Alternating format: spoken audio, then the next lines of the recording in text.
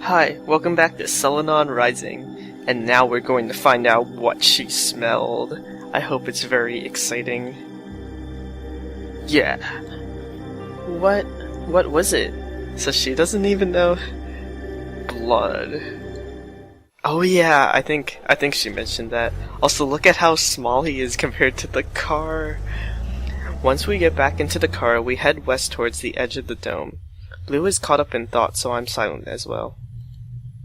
He must be thinking about all the things we've learned so far today. Grange, Zarla, the Sandman.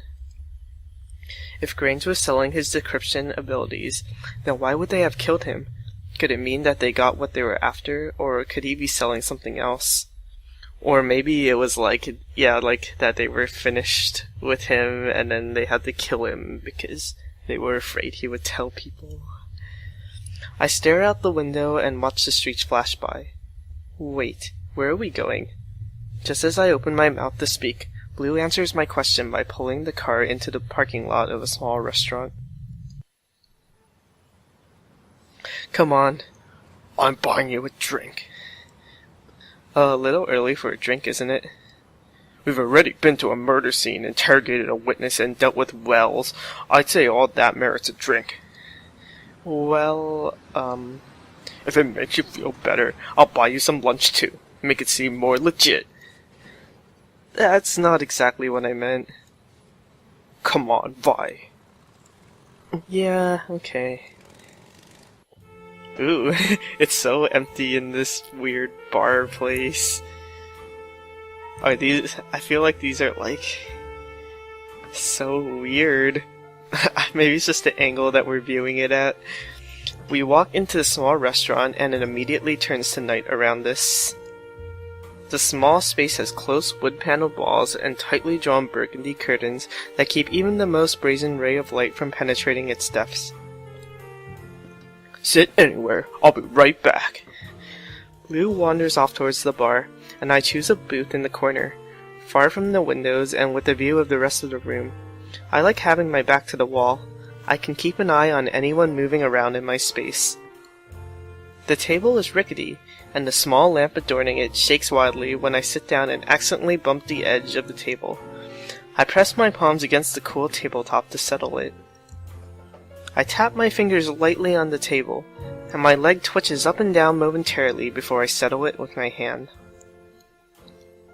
I look up and see Blue making his way over to the table with 2 drinks in hand. Why am I nervous? Here, a smell from the barrel. A smell from the barrel? What does that even mean? Thanks. Blue nods and sits down, setting the lamp shaking again. Well, I don't suppose you figured all of this out. Should I have? No, just wishful thinking. I sometimes think we'll never get to the bottom of all this.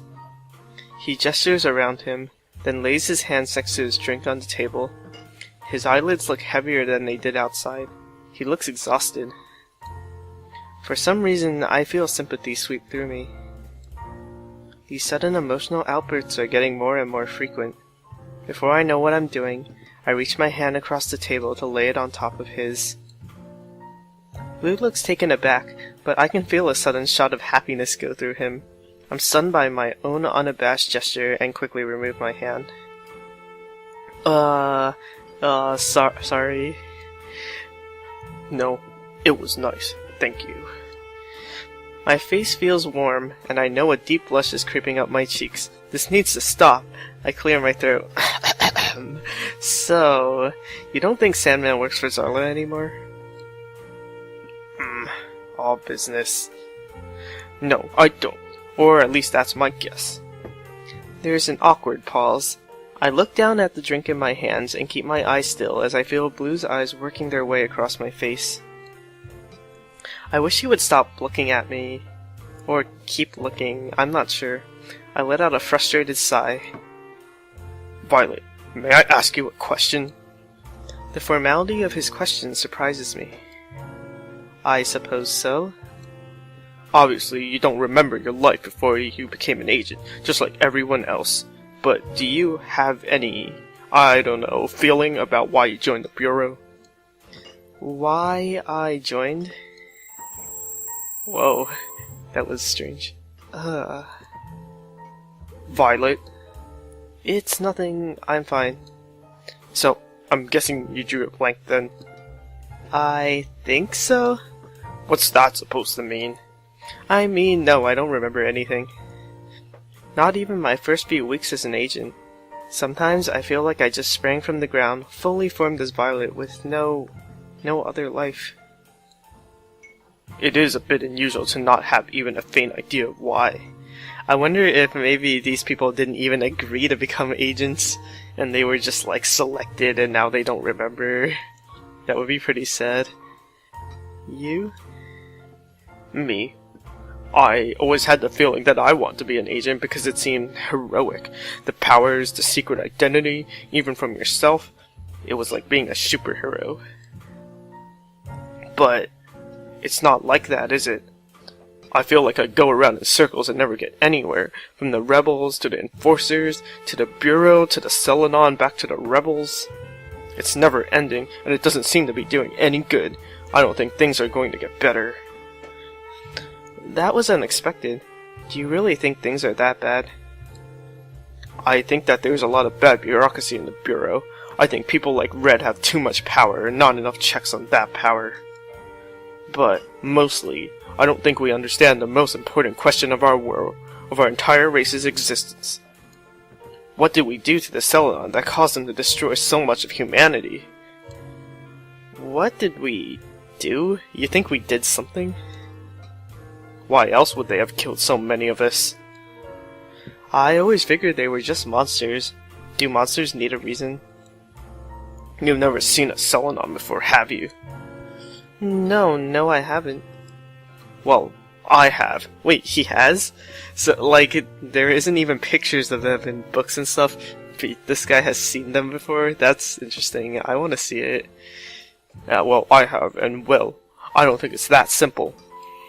For hundreds of years, we've lived like prisoners, because we are prisoners. But ask yourself, why do we lock people away?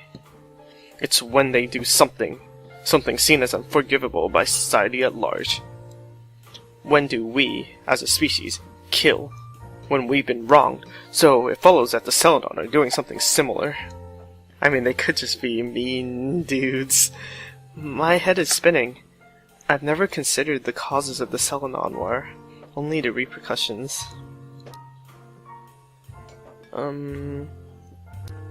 What good will that do? But why does it matter? Why does it matter? Why wouldn't it matter? We're investigators, right? Yes? Our single purpose, the entire idea behind our creation, red, green, yellow, blue, violet, all of us, was to find answers. Are these the only people in our organization? That's interesting. I thought there was like a lot of people. That was reason our former selves gave their lives over to the Bureau in their cause, to find answers. But why that question? It's the biggest question there is. Maybe, but why? What good will it do us to find the answer? I kind of agree with her. I don't think anyone is beyond redemption. I don't think that one side has to die to come to a solution. I stare at Blue, wide-eyed. He wants to become friends with the Selenon? Or allies? Or make up with them for some unknown misdeed that may not even exist? I don't know what to think.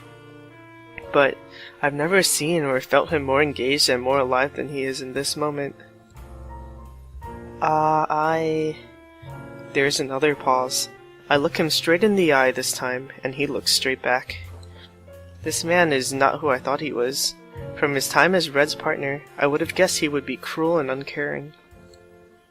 I would have thought he would be lifeless, but this man is passionate. You're not who I thought you would be. Oh yeah? Is that a good thing or a bad thing? Good thing, I think. Good.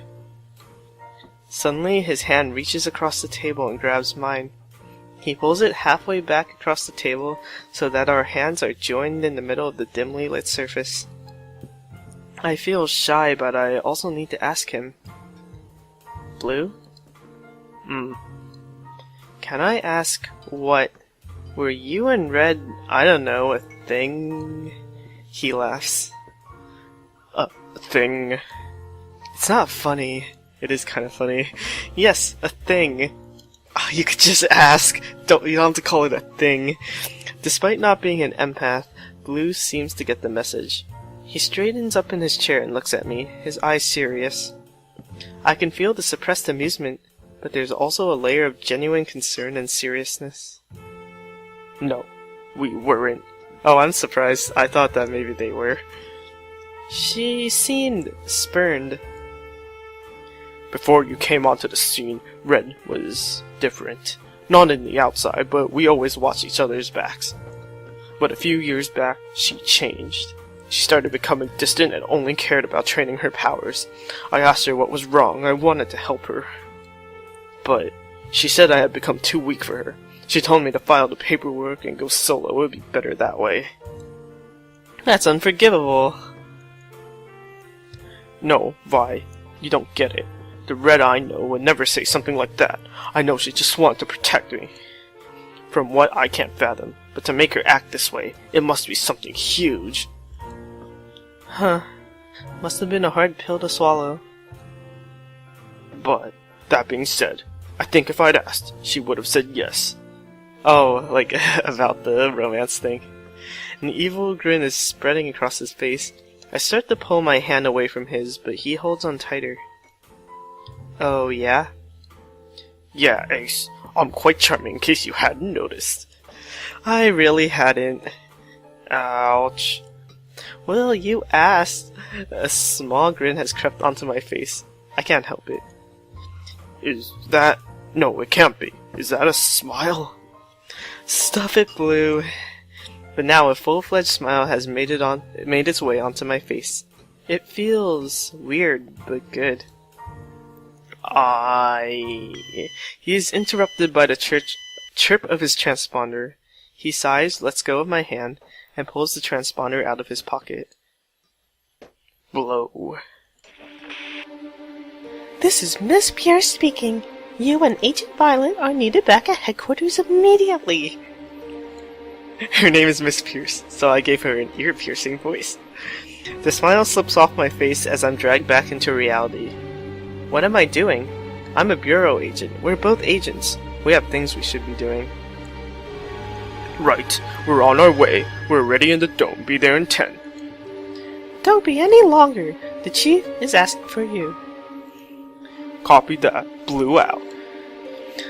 Blue quickly puts the transponder back into his pocket and pushes himself out of the small booth. I get up and follow him to the door, leaving our half-empty drinks sitting on the table. He stops just inside the heavy wooden door, and I nearly knock into him. What? Did he forget how a door works? Just as I'm about to reach past him to open the door myself, Blue reaches out a hand and stops me. He puts his other hand under my chin, and I look up at him in the dark warmth of the restaurant. This isn't over, Vi. It's not over by a long shot. What does he mean? Like the weird restaurantness or the case? Because I didn't think the case was over yet. I can't think of anything to say.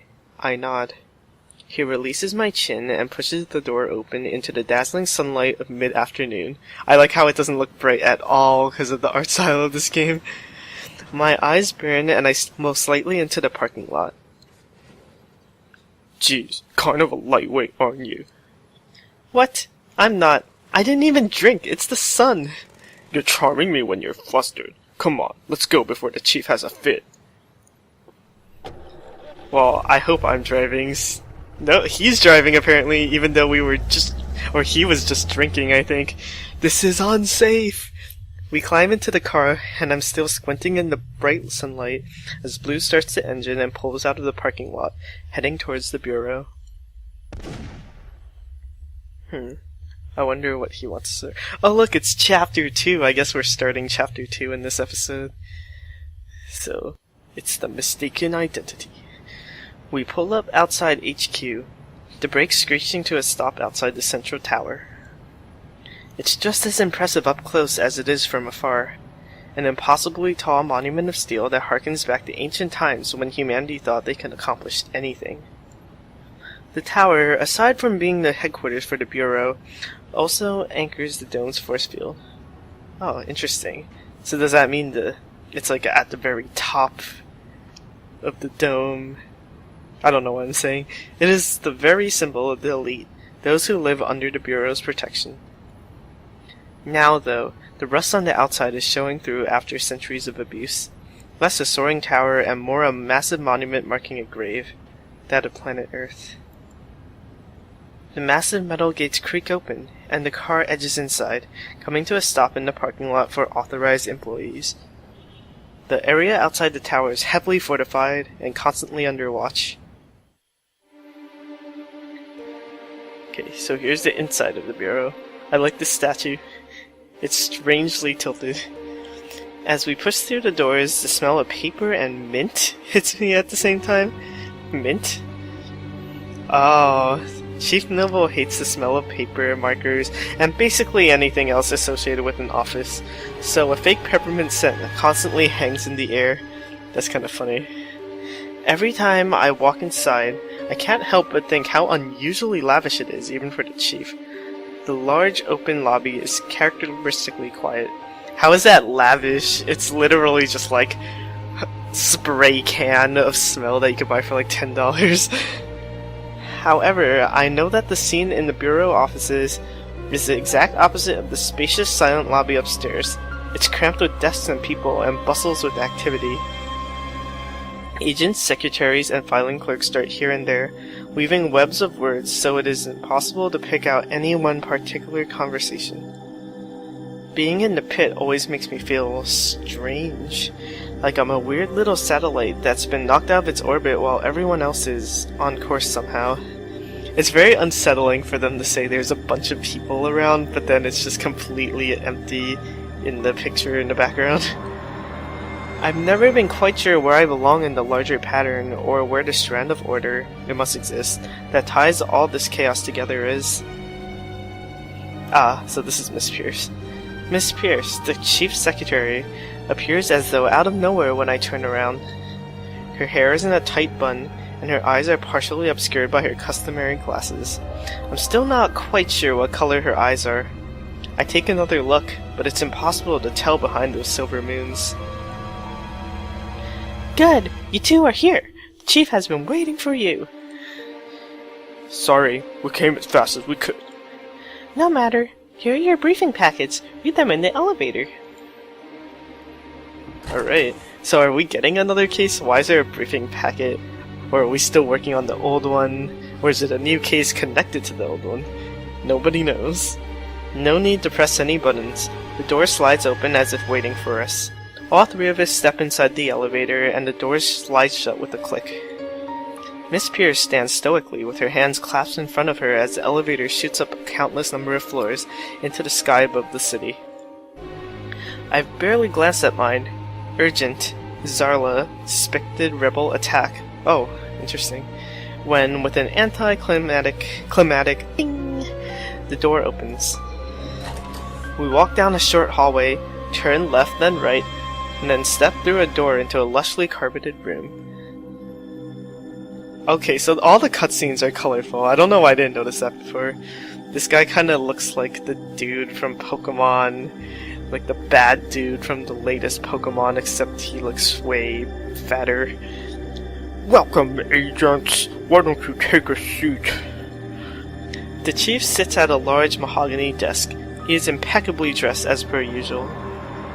The room around him is decorated with portraits of former chiefs, men and women who no longer have any memory of being the chief of the Bureau, and a few plants scattered here and there. A large screen on the far wall displays pertinent information about the city. Whoa, he's so strange. Blue and I sit in chairs opposite his desk. I fold my hands in my lap and look at him steadily. We're on high alert, agents. I think I'll find my opportunity to quash the new moon resistance once and for all. Have you read your briefings? Even if you have, I'll summarize the situation. We have received intelligence that the rebels are planning an attack on the dome. Clearly, if such an attack were to be successfully carried out, it would be devastating to the city. However, this also means that they have a great deal to lose if their plan fails. Despite the fact that it's most likely just one resistance cell, stopping them will throw the others into temporary disarray. If we combine this with a decisive strike by the enforcers, we could completely wipe out their command structure and remaining forces. I don't know. I think we'll go with sounds good to me. I see. Quite frankly, I like the idea. The New Moon resistance has gone on far longer than it should. Oh, quite so. And I have the feeling you aren't just trying to get on my good side. Well, actually, I kind of am. I just don't want to, disagree with my boss, so... Of course not. I wouldn't have joined the Bureau if I was buddy-buddy with some resistance thugs. Indeed. Then it seems we are in agreement. And good thing, too, because I was just about to give you this assignment. Sir? I was most impressed with your undercover work on the tech bust. We may have failed to capture Zarla, but we did nab one of her associates, and that's something no agent was able to accomplish until now. Thank you. Because of the increased activity in Zarla's cell recently, we strongly believe that she is the one behind the rumored attack. If I may, sir, where did we acquire this intelligence? The rebel we caught in the alley has been most forthcoming, with a little help from the enforcers. Miss Pierce? I forgot Miss Pierce was even in the room, but she's suddenly at the chief's side with the folder held in her petite hands. Yes, sir. According to the rebel, the attack is set to take place within the next week. He did not give us the location of Zarla's base. We don't believe he knows it. Blue makes a small grunting noise. Sounds a bit like disgust. Something wrong, Agent Blue? No, just thinking about how confident you sound about that. Indeed. Continue, Miss Pierce. He does not know Zarla's whereabouts. However, he did give us the location of one of her closest confidants. Through them, we can reach Zarla. We just need an in. And that's where you come in, Agent Violet. Me, sir? Yes, as I said, I was most impressed with your work. Your skills as an Esper make you a tremendous asset. But why not Blue? I'm sure someone with more experience would be more suited for the job. Perhaps, but I'm interested to see the full extent of your abilities, and he isn't exactly cut out for this sort of work. Blue is insulted. I can feel it, but we both know it's rather true. He's more of a man of action than someone who would be willing to sit around and wait. Don't get me wrong, Agent Blue. You're one of our best clairvoyants, but we need someone with more finesse. Understood, sir. Blue and I exchanged the briefest of looks, while the chief looks expectantly at Miss Pierce. Violet, you're going to be sent in to make contact with this member of Zarla's cell. We want you to go in under the cover that you're looking to be recruited. Oh, that's quite interesting. I wonder if I'm going to, be in the classic scenario of who do I want to side with because both sides are good guys. You will inhibit your powers until you get in close. Once you have access to Zarla, you'll be able to find out exactly what her weaknesses are. I see two potential problems. Yes? First, you want me to infiltrate and gain access to the cell in less than a week. How am I going to garner that much trust that quickly? You don't need to actually be part of the attack plan. You simply need to get close enough to find out how to stop it, and in an optimum scenario, take out Zarla. You want me to kill Zarla? Yes, if at all possible. What have we been talking about all this time, Agent? Zarla's cell may be small, but she is one of the Resistance's leading figures. Without her, they would suffer a serious blow to their morale. It's simply logic. Okay. And? Huh? You said there were two issues. What is the second? Probably that she will recognize me. Yep, I'm right. The second is that Zarla knows who I am. She got a real good look at me when she was holding a knife to my throat. She would recognize me immediately. That won't be a problem. It won't. Pierce... Oh wait, whoops. It's this dude. Pierce is also the head of the Bureau Science Division. I'm sure she can remedy that issue for you. Something tells me I'm not going to like this. Agent Blue, you are to be on standby in case Agent Violet needs assistance. If her cover is compromised, you are to protect her as best as you can, but do not take substantial risk to your own life. We'd like to limit casualties. Yes, sir. I will readily step in if things go bad. However, I will not hesitate to put my own life in jeopardy should the situation call for it. Very well. You have always been rather stubborn when it comes to your partners, Agent Blue. I feel like it's part of my job, sir. Indeed. Well, agents, you should get a move on. You are dismissed. You start your undercover work tomorrow, Violet. Understood. Okay. Miss Pierce and the Chief watch Blue and I walk out of the room, standing shoulder to shoulder behind the Chief's desk. As we make our way back through the halls, a mild feeling of trepidation lingers in my mind. How good is this disguise going to be? What are the chances that I'm going to make it out of Zarla's cell, or even into her cell, alive? Or into, yeah. As I walk towards the elevators, I realize that Pierce is following me. She gently grasps my arm, pulling me away from Blue. I'm afraid that you'll have to go back alone. I'll need to take her for a moment. Blue doesn't miss a beat, waving me off with his back turned as he steps onto the elevator. I feel a bit of chill being alone with Pierce, but I can't quite place the feeling. I'll have to measure you up for your disguise. I hope you haven't been neglecting your health. Of course not. I feel quite well, thank you. That's good. Come on, the lift is here. Alright, I think that's a good place to stop for now. So that was an interesting development. Like, what happened with the other case about the murder and stuff? It's so strange. But whatever. I'll see you next time. Thanks for watching.